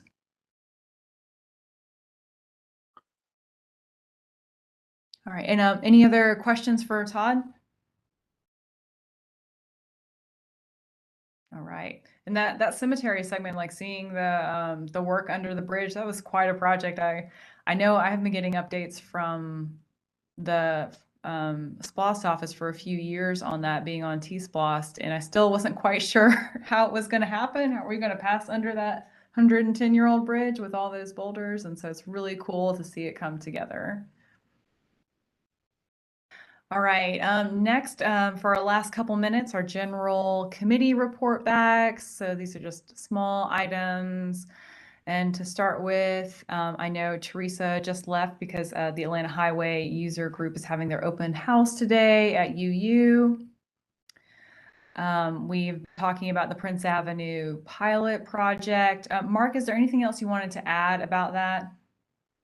Not really. I mean, the hope, as you said, is to get that. And I think, I'm not sure if they're still waiting on some of the materials to be delivered. That was the last I heard, but that was about a week or so ago. But yeah, nothing really to add there. All right. And then Lexington Road User Group. Yeah, actually, the last update Derek sent out, the preliminary plans have been approved by Mayor and Commission. So it's moving along. Great. Thank you for that. And then moving on to our committees, and I think that these notes are very similar to last time. Grants and data, any updates you want to share with us? I mean, I think one of the next things to go in is the bike-friendly city application to try to go from, I guess, bronze to silver. I think that's one of the goals, and Daniel's been working on that. Teresa and I have dipped our toes in the water a little bit and tried to contribute a few things here and there. Daniel, if you have specific asks for us, let us know, in terms of getting that in. I think it's due September 15th, if I remember correctly. But And then there's the Safe Streets for All. I think that's also the one that he's, and the reconnecting, he's working, he's doing the work on those. We just watch in awe as he completes all of these huge grants and even gets some of them, which is fantastic. Wonderful. Yeah, I can't imagine what would be happening if we didn't have a bike ped coordinator at this time. Not much. Yeah. Yeah, to clarify on that, Safe Streets for All is the next deadline. That is the 15th. We are hoping that we can write it in-house. I haven't, it's the, I talked with FHWA here. They have a table, and they were just kind of like, yeah, we're trying to make all of these grants a lot easier and more accessible. So, I haven't been able to dive in and like physically get started on it. I have a lot of materials brought together. The narrative is like a 300-word narrative. So the bike-friendly community, I have been working through it, and we have a lot of information gathered. We may have to switch from the fall deadline to the spring, which is fine. It doesn't hurt our things any. We could possibly go ahead and apply for the fall, and then they would give us feedback. We could maybe update it in the spring, but I think for everyone, it would be easier, especially for me, to go ahead and shift that based on all the information that we're going to need. But we have some meetings lined up to talk about that. That deadline is September 29th. Okay. And then obviously the final Reconnecting Communities, that one is due in October. Yeah, I was shocked at how much information that bike-friendly cities wanted, and the granularity and detail of the data. It just seemed insane, the amount of the number of hours that would have to go into, supplying all those data for all the cities around across the country.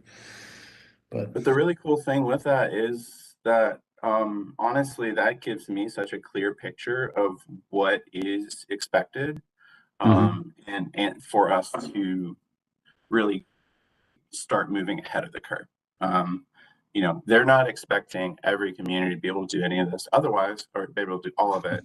Otherwise, everyone would be a diamond level community. Right. But they're really looking at how do we elevate beyond what our current situation is. And so, yeah, it's a lot of info. It's kind of reframing how we track our current data. But once we have reframed it, then future subsequent applications will be easier. And we'll also keep in mind, we only have to do this every 4 years. And so it also helps us set our benchmarking, like our quarterly metrics. That's something I'm working on with Stephen,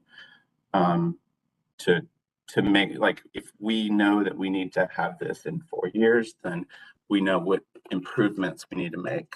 And we can lay that out as incremental goals. I think it should be clear to everybody that I'm the complainer and Daniel is the half full silver lining kind of guy. Great. Makes a good team. Appreciate that, Daniel. Thank you. Yeah. All right. And moving on to policy and projects. Randy, you want to give us a quick update? Sure. At the last meeting, we spent actually the entire meeting talking about T-SPLOS funds. So really appreciated the time and effort he made, Stephen, to get us that additional information. And we'll continue that discussions or those discussions at the September 15th meeting. As Lauren had mentioned, I did put together a spreadsheet of at least what I could find washing through the Clarke County website of all the ongoing projects and just high level detail, but a one spot shop to find that information. And it's in the Policy and Projects Committee folder for everyone to view. We were also going to talk about ordinance revisions and crosswalk policy at the last meeting, but we did not. We ran out of time. So, but those, please take a look. I sent a couple of links out there to different crosswalk policies. Lauren sent a few also. Take a look at those if you get a chance. And if you wish to comment, again, we're meeting on September 15th. That should do it. Thank you, Randy. And Teresa isn't here, but we've kind of gone through some education and communications items. Yeah, so I think that we're pretty good there. We do have our current projects now linked on the page. Thank you, Daniel, for that. And something I'll mention real quick, that public comment, public input opportunities are open for the Atlanta Highway Corridor through September 18th. So that's accgov.com/Atlanta Highway. And of course, they're doing the open house today. And it looks like there's another one Thursday, September 1st from 5:30 to 7:30. And that's at Unitarian Universalist Fellowship. So I'll go ahead and mention that. And moving on to our other committees and commissions. Blaine, how's it going at UGA? Hey, it's going real well. It's busy. It's busy, but there's a lot of energy on campus. There's a lot of students here. Everybody's back. And of course, I think drop out is today. So everybody's been on campus, a lot until today. It might level out a little bit. But a couple of things of note. One thing, we finished an expansion to our park and ride parking lot over off of College Station Road. It backs up to the Greenway. We have some lights that are delayed. They're on back order. I think they're going to be installed in about 3 weeks. So temporarily, we've rented some light carts that we're running at night until about 11 or 11:30 p.m. in case anybody's parking in that lot and taking the Greenway onto campus. It'll have some light when they come back. But hopefully those will be installed, I think, the second week of September. So it's nice, little additional parking, and it's a little bit closer to the Greenway. It's not as much of a trek to get to it from the parking lot.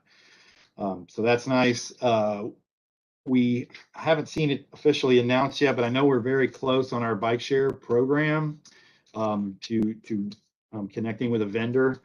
Hopefully that'll be finalized soon. It would have been nice to have it done now when classes began, but we're just a little behind on it. But it'll be nice once it gets into effect. I know it's going to be some kind of hybrid, electric bicycle. So there's a lot of hills on campus. I think hopefully it'll reduce the amount of traffic and congestion and people parking and driving on campus, and get them a little bit more mobile across campus. And then lastly, I just mentioned this, I saw it today. They're doing an improvement to the crosswalk at Sanford Drive and Cedar Street, and Carlton Street. It's right in front of the Stegman Coliseum, and it's a 4-way cross, and it across from the Georgia Center Hotel, and it's confusing, and I've seen a lot of pedestrians have issues. And it's also a heavy traffic area, so it's nice to see they're gonna revamp it a little bit and make it a little bit clearer and a little bit safer for people to cross, across and directionally across to the Coliseum. So I'm not positive of when that is going to be complete, but I know I saw some plans come across my desk today. So hopefully they'll get that going before the basketball gymnastics kind of season, and there's a lot of people in the Coliseum on a weekly basis. So that'll be nice to have that done too. Blaine, I had a couple questions. One, I talked with somebody, I think over in y'all's office, and there was some concern if the e-bikes are going to be dockless. I don't know. Have y'all been able to look at the ordinance and study that and determine whether or not, are y'all getting docked e-bikes or? Honestly, Dan, I'm not positive where we are with it. I know, I think there is going to be some level of docking station, because I know we were looking at some of our facilities, whether or not we were able to support it in transportation and parking facilities. But I'm not positive if it's been finalized on what type of bike they're getting. Because the ones that they have here, it's kind of like you can dock it to charge it, and that docking, there's no docking fee. But if you park it at a bike rack, then it's a $1 charge. And then if it's parked in a way that's illegal, they can go back and see who did that. And so that's just something that is kind of interesting about the way they do that bike share here. Yeah, hopefully, I don't think, if I had to guess, I'd say the university wouldn't want it that strict for the students, but I hope that there's some, my advocacy was for some regulation involved so that we're not leaving these things everywhere. Because we had the scooter issue a few years ago and they were being left in stairways and doorways and handicap access zones and things like that. It's because there was very, very little regulation. So hopefully there'll be some regulation as to where they're going to be stationed. Well, and I think the thing I wanted to highlight is that our current ordinance does not allow any dockless devices within the right of way, and it doesn't allow any entity to operate dockless devices out of within Athens-Clarke County. So that would be the concern there. Right. And I think the $1 fee for parking at a bike rack is essentially just because if the e-bike dies while it's parked there, then you have to get staff to go out and move it to a docking station. So it's just a small incentive to say like, hey, try to park these back at the docking stations for charging. Right. And we don't want them obviously like ending up downtown or, just being left all over Athens-Clarke County either. Well, eventually we do, but right. Yeah. Eventually, yeah. Having it within a certain area to start with, for sure. And I'd love to make sure that to get to and from campus, we can work with leisure services to get some of those, maybe like at the, a Coney Street park and ride, or, some of those locations, trailheads where you could use the greenway to get to and from campus. Maybe in y'all's pilot program, y'all are also allowing that. Obviously, I don't speak on behalf of leisure services, but that's something that I think would be valuable as the bike ped coordinator. That's what I was going to ask is, Blaine, do you know if there's still an opportunity for ACC to interface with this potential vendor if it goes well with UGA for us to plug in? I'm not sure, but I will ask. Okay. And I think that's going to be more of a question for us from last I heard. Okay. Working with the attorney's office. So I got to poke around and ask some more questions, but I'll tell you, it moved very quickly this summer, very quickly, quicker than I think any of us thought it was going to. I was shocked.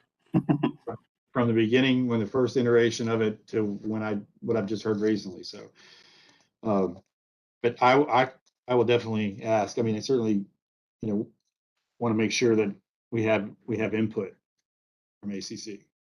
Yeah, the other thing I was going to ask is, I didn't mention it earlier, but those sensors that attach to the streetlights, do you think there's some possibility for a partnership with UGA? Or even if I guess that wouldn't even be a partnership, it would be, hey, these are y'all's lights. And there could be some really great initiatives. If you guys have it in the budget for that kind of subscription fee, I'll get more information and get some packages put together, but it might just be some really interesting opportunities for not only looking at movement of everyone, but also that kind of resiliency and climate change, and getting some metrics for Athens for what improved bike ped connections look like and what it does for them. Yeah, Dan, if you want to get together and talk about that outside, I think we could certainly find some kind of home for that. I mean, between all over campus, either if this is Office of Sustainability or if it's a academic group like engineering students, I think people would be interested in grabbing some of that data. Mm-hmm. I think it could be really useful, even just for like what you're saying. Yeah. Cool. Sorry, I had one other thing actually for Daniel. Daniel, I dropped your name again. It's happened a few times. But the person who writes grants for University Auxiliary Services, the grant writer, reached out to me. It might have been actually about the Reconnecting Communities grant, but she was interested, and I gave her your name to reach out to. Yeah. She was in touch with me, and we've been talking about that. I think she's interested in being on the grants committee. So I need to make sure I actually did that. Thank you, though. I appreciate that. That's all I got, Lauren. Thank you. Yeah, thank you. Any talk about banning freshmen from having cars on campus? It's plenty of people talk about it. I don't know if it's being talked about at a high level, but we're certainly reevaluating everything on the transportation and parking side. And right now we're just kind of trying to get through it and then brainstorm what we can do in the future to help. You know, we had the largest freshman class, I think, in history. Yeah, it's a lot of kids and it's a lot of vehicles. So we're still kind of sorting through all of that right now. And even, you know, it helps to have the park and ride lot expand a little bit. I think it expanded by 175 spaces. But it's honestly still not enough. We still need more, or we need to reevaluate how we're, you know, getting to campus and how we're traveling across campus once we're here. Yeah, looking forward. Go ahead, Daniel. Lauren. I was just gonna say, some of our preliminary numbers from GDOT about ridership in Athens, it really shows that the majority of our cyclists are students. And I think that's because y'all do a great job of limiting the ability to just park next to where you need to be. So I really appreciate that. And I think y'all are maybe one of the only people in town doing that. And, you know, it's like, how else can you really have that sustainable growth and increase of, you know, cycling and walking if it's way more convenient to drive everywhere? So I really appreciate that. And I know as y'all fill in a lot of these parking lots with more buildings and things like that, we're going to see that growth, especially as we provide bike share and those opportunities as well. Yeah, and Daniel, correct me if I'm wrong, but those bike statistics from GDOT, they don't reflect other micromobility solutions like someone's personal scooter or a one wheel or an electric skateboard, right? That is possible that those are included. I think a lot of those data sets are looking at big data, and in the movement of a cell device, there's not a lot of difference between someone using a scooter and someone using a bike. I think it ends up looking the same. So I would imagine that's not just bikes, but all active transport. Yeah, I have to say I'd rather have an encounter with a freshman on a scooter than in a quad cab, because I know with the first interaction I will live, and the second I will not. So, all right, y'all. I know it's 6:15. T-SPLOST updates. You've kind of gotten the whole thing from hearing from Stephen about where our funding sources are, and from Todd about where we are with our trails. Clayton Street's making great progress. If you want further updates on all the individual projects, it is on the ACC.gov website, and I'll put a link into the chat about where we are with T-SPLOST 2018. And I learned from Stephen tonight that sales tax collections for 2023 are beginning in October, and I wasn't sure when that was, so I'm glad he mentioned that. We're 1 minute over. Thank you all. I hope you have a good night. Look out for more communications about the Prince Avenue pilot project and other great things happening. Daniel, thanks for doing double duty, attending your conference and trying to lead this meeting. Y'all have a good night. Good night.